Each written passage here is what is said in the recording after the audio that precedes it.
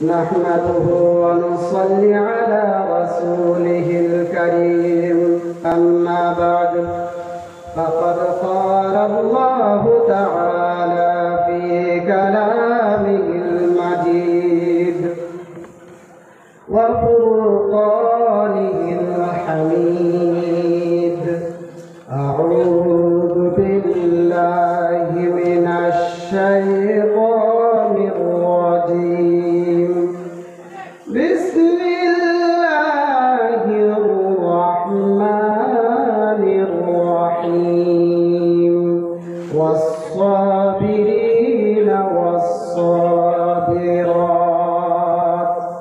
قال الله تبارك وتعالى إن الذين آمنوا وعملوا الصالحات سيجعل لهم الرحمن ودا طلب العلم فريضة على كل مسلم ومسلمة أو قال عليه الصلاة والسلام আমরা মহান আল্লাহ পাক রব্বুল আলামিনের দরবারে লাখো কোটি শুকরিয়া আদায় করছি যে মহান আল্লাহ পাক রব্বুল আলামিন আমাদেরকে এই দ্বীনি মাহফিল কুরআন হাদিসের আলোচনা শোনার জন্য তৌফিক দান করেছেন। তাই আমরা অন্তরের অন্তঃস্থল থেকে বলি আলহামদুলিল্লাহ। আমরা আবার বলি আলহামদুলিল্লাহ। আমরা আবার বলি আলহামদুলিল্লাহ। আজকের যে মাহফিল, আজকের যে আলোচনা, এই আলোচনাটা হলো শ্রেষ্ঠ উত্তম। পৃথিবীর ভিতরে, পৃথিবীর মাধ্যমে যত জায়গায় আলোচনা হচ্ছে সব চাইতে আজকের আলোচনাটা হলো শ্রেষ্ঠ উত্তম।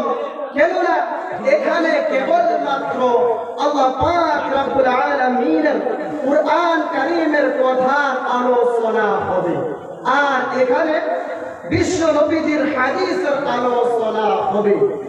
আল্লাহ পাক রব্বুল আলামিন तमाम বিশ্বের মানব জাতির জন্য একটি পরিপূর্ণ হেদায়েতের কিতাব আল্লাহ পাক রব্বুল আলামিন অবতীর্ণ করেছেন, আর এই কিতাবটা হলো কুরআনে কারীম। আর এই কুরআনে কারীম কিতাবটা আল্লাহ পাক রব্বুল আলামিন জনাব রাসূল করিম সাল্লাল্লাহু আলাইহি ওয়াসাল্লামের উপরে অবতীর্ণ করেছেন। সুবহানাল্লাহ বলুন। বিশ্বের ভিতরে অনেক বিজ্ঞানী, অনেক ইসলামিক চিন্তাবিদ রহিয়াছে, অনেক জাননেওয়ালা, অনেক দ্বীনে ইলম শিক্ষা অর্জন করনেওয়ালা, অনেক উলামা আলিম রহিয়াছে।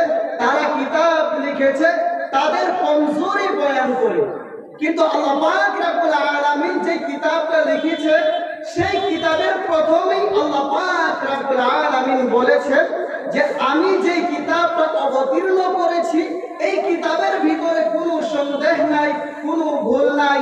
এই কিতাবটা নিঃসন্দেহে লৌহে মাহফুজ থেকে এসেছে। সুবহানাল্লাহি ওয়া বিহামদিহি।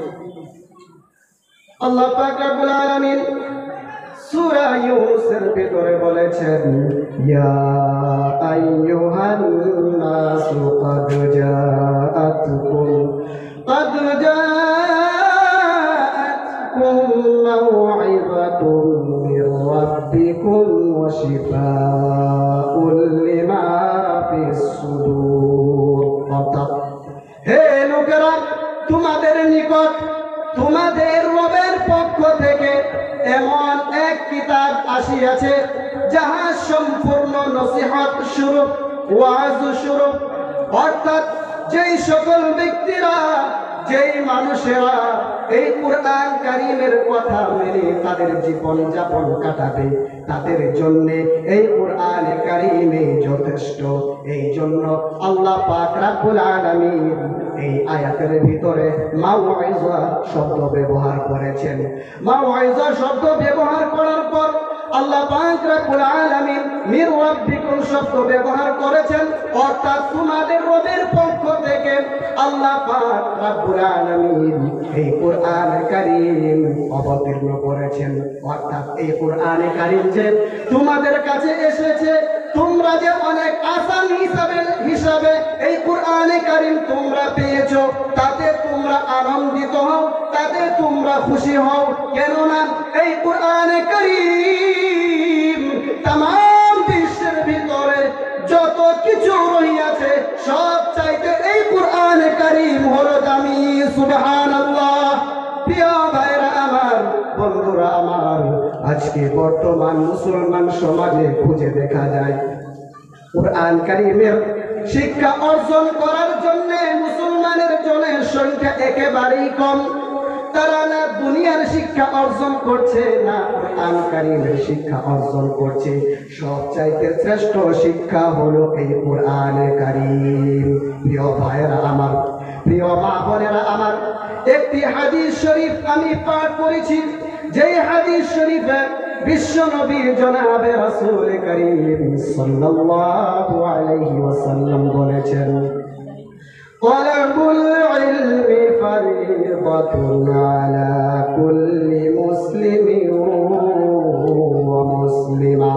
অর্থাৎ প্রত্যেক নর নারী, মুমিন মুমিনাত, মুসলিম মুসলিমাতের জন্য ইলম শিক্ষা করা হলো ফরজ। কতটুকুন ফরজ?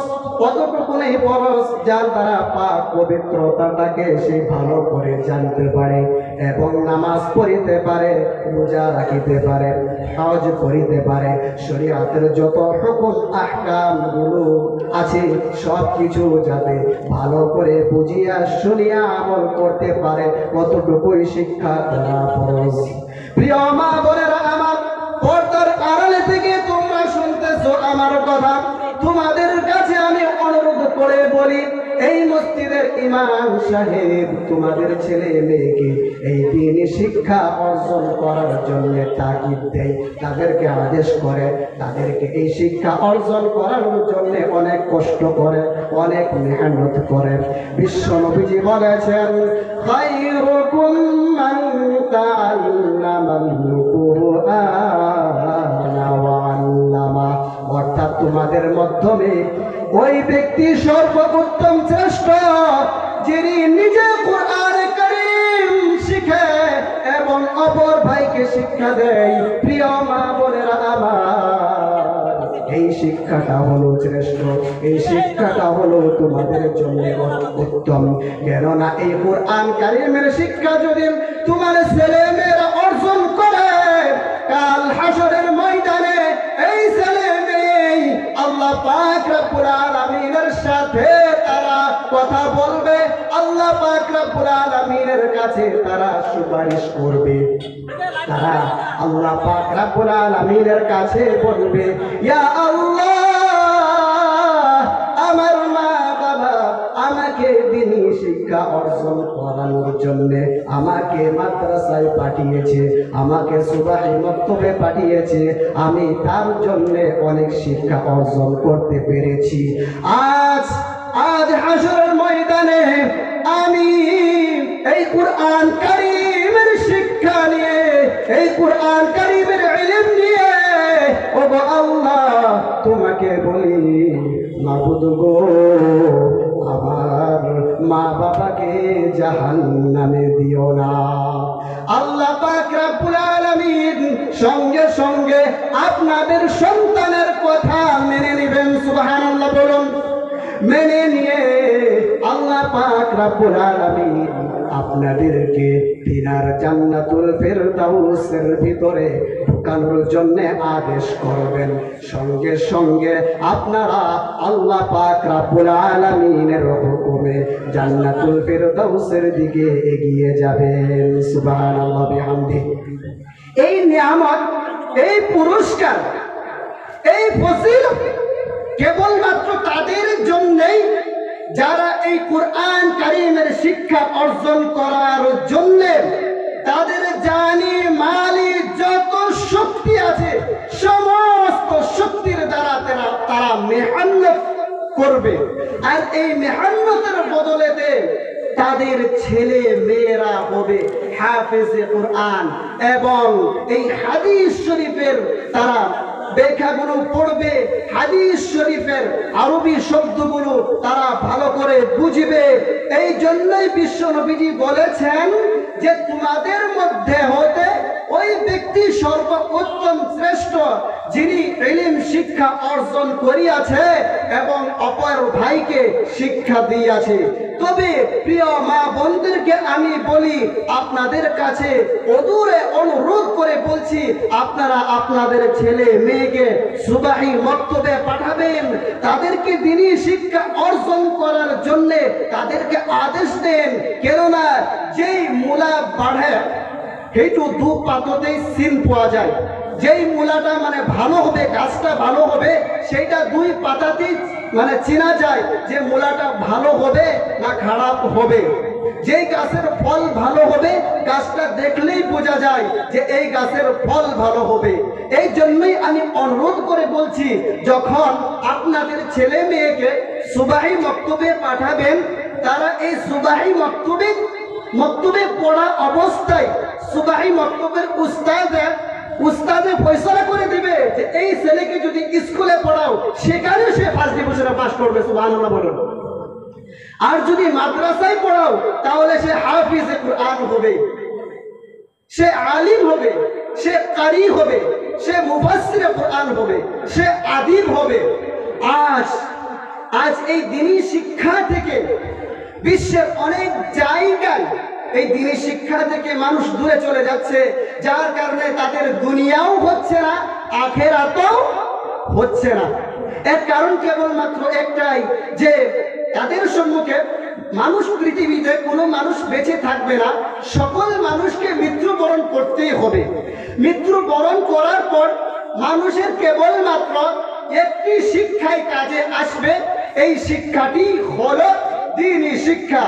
আর যদি কোনো মা বাবা তাদের ছেলে মেয়েকে দ্বীনি শিক্ষা অর্জন করার জন্য আদেশ দেয় নাই, সেই ছেলে মেয়ে কাল হাশরের ময়দানে আল্লাহ পাক রব্বুল আলামিনের কাছে ফরিয়াদ করবে।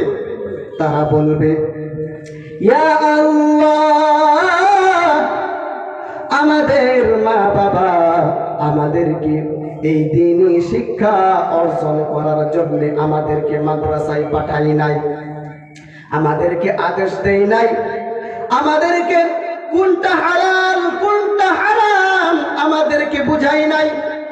আজ তো আমরা এই কিয়ামতের ময়দানে, হাশরের ময়দানে বিপদগ্রস্ত হয়ে গেছি। আমাদের আত্মীয় স্বজন সব আমাদের জন্য অপর হয়ে গেছে, কেউ নিজের নয়। সেই হাশরের ময়দানে মা তার ছেলেকে চিনবে না, ছেলে তার বাবাকে চিনবে না, বন্ধু তার বন্ধুকে চিনবে না, ভাই তার ভাইকে চিনবে না, ছোট ভাই বড় ভাইকে চিনবে না, বড় ভাই ছোট ভাইকে চিনবে না। মানুষের জিগরে দোস্ত, অন্তরের ভালোবাসার দোস্ত, সেই দোস্তকে চিনবে না। কেবলমাত্র সেখানে আপনাকে চিনবে আপনার ইলম, আপনার শিক্ষা, আপনার কোরআনে কারীম শিক্ষা অর্জন করা, এইটাই কেবলমাত্র কাছে আসবে। বলছিলাম যে সেই ছেলে, আপনাদের ছেলে মেয়েরা কাল হাশরের ময়দানে আল্লাহ পাক রব্বুল আলামিনের কাছে ফরিয়াদ করবে, ওগো আল্লাহ, আমাদের মা বাবা আমাদেরকে দ্বীনি শিক্ষা অর্জন করার জন্য তারা আদেশ দেয় নাই, এই জন্য আজকে আমরা এই হাশরের ময়দানে বিপদগ্রস্ত হয়ে গেছি। আমাদের মা বাবাকে নিয়ে আসো, আমাদের মা বাবার বুকের উপরে পড়া দিয়ে আমরা তোমার জাহান্নামে প্রবেশ করব। নাউজুবিল্লাহ বলেন। আল্লাহ পাক রব্বুল আলামিন তখন তাদের মা বাবাকে ডেকে আনবেন, জাহান্নামের দরওয়াজার সম্মুখে এইভাবে শোয়াবেন, আর আপনাদের ছেলে মেয়ে আপনাদের বুকের উপরে পাড়া দিয়ে জাহান্নামে প্রবেশ করবে। নাউজুবিল্লাহি মিন যালিক। আপন হাতে বান্দা তুমি আল্লাহ বানাইয়া কেমনে দিবে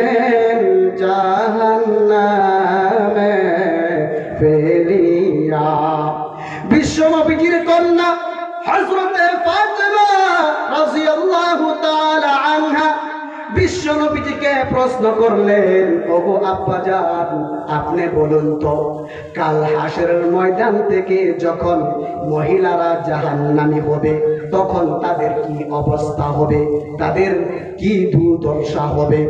বিশ্ব নবীজি কান্না জর্জরিত কণ্ঠে হযরতে ফাতেমা রাদিয়াল্লাহু তাআলা আনহাকে উত্তর দিলেন, আম্মা জান, তুমি অনেক কষ্টর সওয়াল প্রশ্ন আমাকে করেছো। এই কথা বলতে গেলে আমি নবীজির কলিজায় শক্ত হই না। হযরতে ফাতেমা বললেন, আব্বা জান, দোহাই আল্লাহর, আপনি তো সবকিছু জানেন, সবকিছুর উপর আপনি অবগত। আল্লাহ পাকের পরে ইলম যার, শিক্ষা যার, উনি হলেন আমাদের প্রিয় রাসূল সাল্লাল্লাহু আলাইহি ওয়াসাল্লাম। কথা বলুন ঠিক কিনা? বিশ্ব নবীজির মতো জাননেওয়ালা কেউ নাই। সেই বিশ্ব নবীজিকে হযরতে ফাতেমা বললেন, আব্বা জান, দোহাই আল্লাহর, আপনি বলুন, যখন মহিলারা জাহান্নামের দিকে অগ্রসর হবে তখন তাদের কি অবস্থা হবে? বিশ্ব নবীজি হযরতে ফাতেমাকে উত্তর দিলেন, আম্মা জান, যখন মহিলারা জাহান্নামের দিকে এগিয়ে যাবেন তখন তারা জাহান্নামের দিকে এগিয়ে যেতে চাইবে না। তারা ফেরেশতাদের কাছে বলবে এইভাবে যে মানুষ বিপদে পড়লে, ভুল করলে বড়দের কাছে এইভাবে ক্ষমা চাই।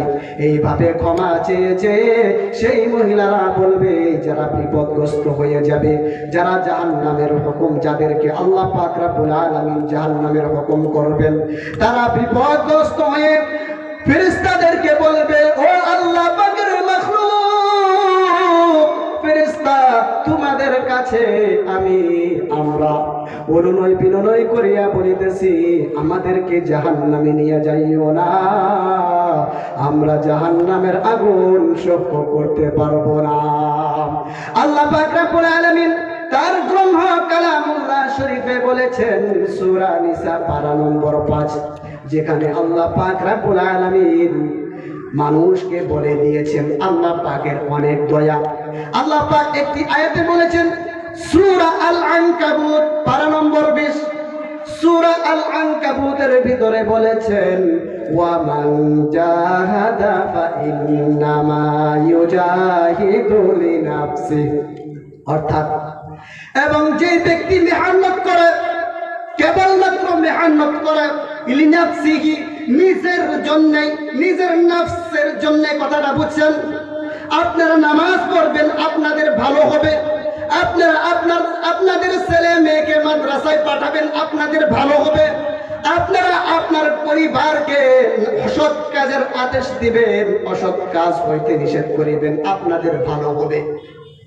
আপনাদের ভালোর জন্যই আল্লাহ পাক রব্বুল আলামিন লিনাফসিহি শব্দটাকে ব্যবহার করেছেন। লিনাফসিহির দ্বারা উদ্দেশ্য হলো নিজের ভালোর জন্য। কারণ বান্দা আমল করলেও না করলেও আল্লাহ পাকের কিছু আসে যায় না। কথা বলুন ঠিক কিনা? আল্লাহ পাক রব্বুল আলামিন হলো জ্ঞানী। এই ব্যাপারেও আল্লাহ পাক রব্বুল আলামিন বলেছেন, ইন্নাল্লাহা লাগানিয়্যুন আনিল আলামিন। ইন্না শব্দটাকে এনেছেন এই আয়াতে, ইন্না শব্দটাকে এনেছেন। ইন্না শব্দটার অর্থ হলো নিঃসন্দেহে, কোনো সন্দেহ নাই। কথা বলুন ঠিক কিনা? ইন্নাল্লাহা, নিশ্চয় আল্লাহ পাক রব্বুল আলামিন, লাগানিয়্যুন, তিনি বেনিয়াজ, বেপরোয়া, তিনার কোনো চিন্তা নাই। আনিল আলামিন, তামাম আলামিন থেকে আল্লাহ পাক রব্বুল আলামিন বেপরোয়া, নো টেনশন ওয়ালা। কিন্তু আল্লাহ পাক রব্বুল আলামিন এই আয়াতে লিনাফসিহি শব্দটাকে ব্যবহার করে আপনাদেরকে বুঝিয়ে বলেছেন যে আপনারা যদি ইবাদত করেন, আপনারা যদি ইলম শিক্ষা অর্জন করেন, আপনারা যদি এই দ্বীনি শিক্ষা অর্জন করেন, তাহলে এইটা আপনাদের জন্যই ভালো হবে। সুবহানাল্লাহ বলুন। প্রিয় ভাইরা আমার, আমি বলছিলাম অল্প আগে যে জাহান্নামে যখন মহিলারা অগ্রসর হবে, কথাটা মনে আছে? তখন তারা ফেরেশতাদেরকে বলবে, ও ফেরেশতারা, আমাদের উপরে রহমত করো, আমাদের উপরে দয়া করো, আর যদি আমাদেরকে জাহান্নামে পাঠিয়ে দাও আমাদের বাঁচার কোনো পথ থাকবে না, আমরা জাহান্নামের আগুন সহ্য করতে পারবো না। ও যুবক ভাইরা, তোমরা আমলে পরিণত হয়ে যাও, কারণ এইটাই হলো শেষ জামানা, এইটাই হলো তোমাদের জন্য শেষ জামানা। বিশ্ব নবীজি হলো আখিরি নবী, ওনার পরে কেউ নবী, কোন নবী আসবে না। যদি কোনো ব্যক্তি নবী বলে দাবি করে, তার গর্দান তোমরা কেটে দাও। এই আদেশ বিশ্ব নবীজি করে গিয়েছেন, কথা বলেন ঠিক কিনা? প্রিয় ভাইরা আমার, বন্ধুরা আমার, বলছিলাম সেই মহিলারা ফেরেশতাদেরকে বলবে, আমাদেরকে জাহান্নামে পাঠিও না, কেননা জাহান্নামের আগুন আমাদের সহ্য হবে না। আল্লাহ পাক রব্বুল আলামিন সূরা নিসার ভিতরে বলেছেন, পারা নম্বর 5, যেখানে আল্লাহ পাক বলেছেন, কুল্লামা নাদিজাত জুলুদুহুম বাদদালনাহুম জুলুদান গায়রাহা লিয়াযুকুল আযাব। জাহান্নামের ভিতরে যখন জাহান্নামীদের শরীরে আগুনে গ্রাস করে, এই আগুনে শরীরের চামড়াগুলো পুড়ে পড়ে যাবে, গালের চামড়াগুলো পুড়ে পড়ে যাবে, কপালের চামড়াগুলো পুড়ে যাবে, বুকের চামড়াগুলো পুড়ে যাবে, উরতের চামড়াগুলো পুড়ে যাবে, পুড়ে পুড়ে ছাই হয়ে যখন খসে খসে পড়বে, আল্লাহ পাক রব্বুল আলামিন সেই স্থলে, সেই জায়গায় আবার নতুন চামড়া উৎপন্ন করে দিবে। এই জন্যই উৎপন্ন করে দিবে। দেখেন জাহান্নামের ব্যাপারে আল্লাহ পাক রব্বুল আলামিন কিভাবে আপনাদেরকে সতর্ক করেছেন, কথাটা ভালো করে শুনে নেন। লিয়াযুকুল আযাব, অর্থাৎ এই জন্যে, অর্থাৎ যাতে করে আপনারা জাহান্নামের আগুনের তাপটা, মজাটা ভালো করে পান।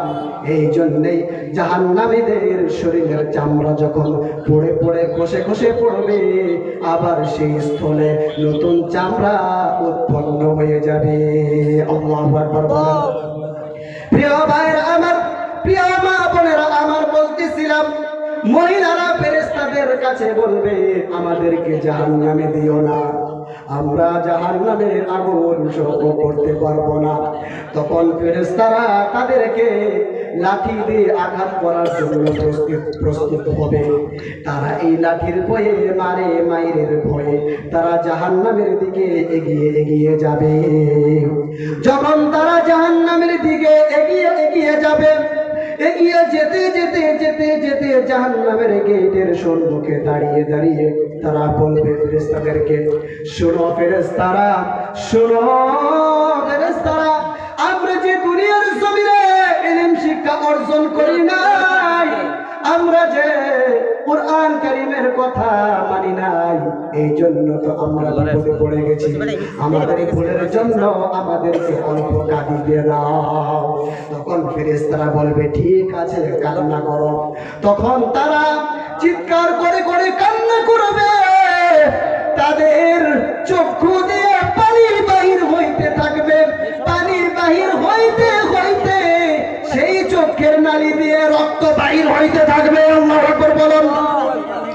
তখন জাহান্নামের ফেরেশতারা তাদের চুলের মোড়াই ধরে এইভাবে ধরে ধাক্কা মেরে জাহান্নামের ভিতরে পাঠিয়ে দিবে। আল্লাহু আকবার বলেন। আপন হাতে বান্দা তুমি আল্লাহ বানাইয়া কেমনে দিবেন জাহান্নামে ফেলিয়া। প্রিয় ভাইরা আমার, প্রিয় বন্ধুরা আমার, এইটা হলো শেষ জামানা, এই জামানাতে আপনারা হিসাবের জন্য তৈরি হয়ে যান, আপনারা ধৈর্য অবলম্বন করুন, আপনারা সবর অবলম্বন করুন।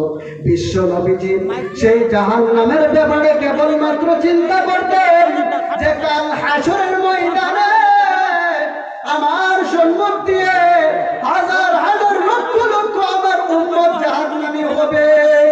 এই ব্যাপারে বিশ্ব নবীজি মক্কার জমিনে এইভাবে হেলান দিয়ে দিয়ে চিন্তা করতেন যে আমার উম্মতের কি দুর্দশা হবে।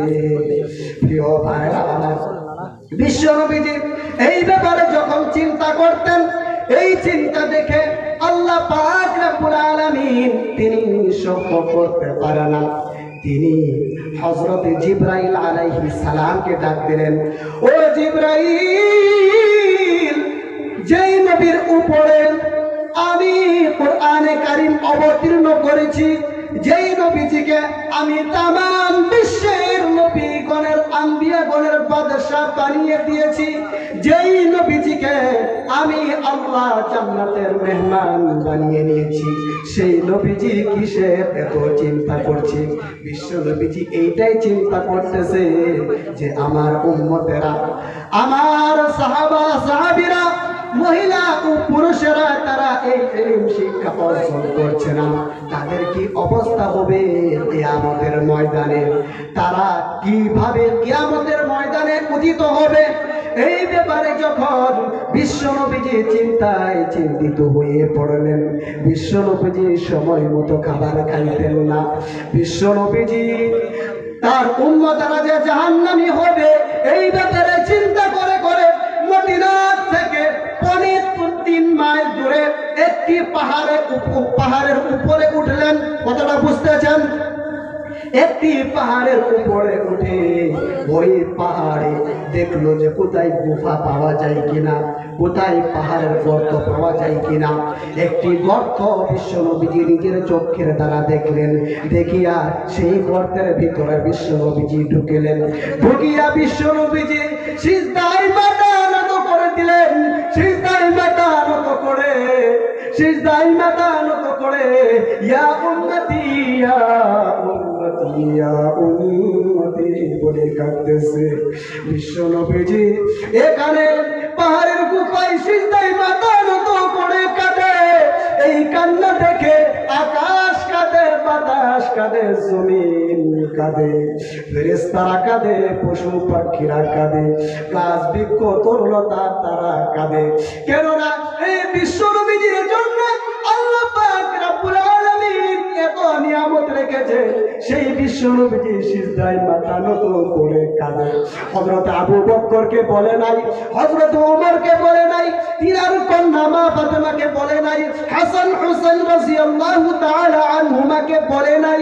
বিশ্ব নবীজি কাউকে না বলে সেই পাহাড়ের গুফায় গিয়ে সিজদায় মাথা নত করে উম্মতি উম্মতি বলে কাঁদতেছে। এই কান্না দেখে আমার আল্লাহ কয় যে রাসূলের জন্য আমি আল্লাহ হাউজে কাউসার দান করিলাম, সেই নবীজি সিজদায় মাথা নত করে কাঁদে, আমি আল্লাহ সহ্য করতে পারি না। বিশ্ব নবীজি সিজদায় মাথা নত করে উম্মতি উম্মতি বলে কাঁদতেছে। আল্লাহু আকবার বলেন।